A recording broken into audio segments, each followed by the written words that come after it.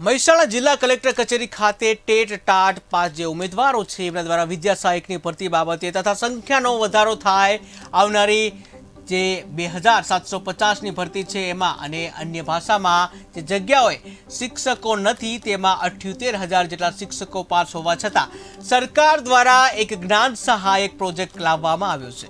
Contract આધારે ભરતી કરવામાં આવે છે। જો તેમાં કાયમી શિક્ષક તરીકે જે ભરતી કરવામાં આવે તો હાલ જે બેરોજગાર શિક્ષકોને રોજગાર મળી રહે, સાથે સાથે કાયમી ભરતી કરવામાં આવે તે બાબતે કલેક્ટર કચેરી આવેદનપત્ર પાઠવવામાં આવ્યું।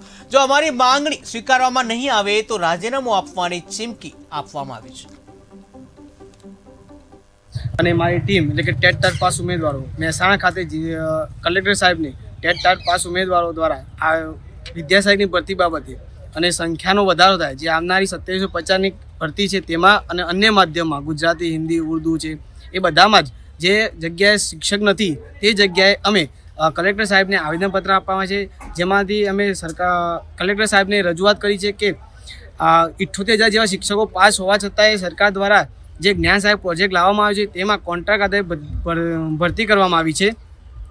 તેમાં જો કાયમી શિક્ષકની ભરતી કરવામાં આવે તો અત્યારે બેરોજગાર જે શિક્ષક મિત્રો બેઠી રહ્યા છે ઘરે તેમને પણ રોજગારી મળે અને કાયમી ભરતી પણ કરવામાં આવે એવી રજૂઆત કલેક્ટર સાહેબને કરી છે।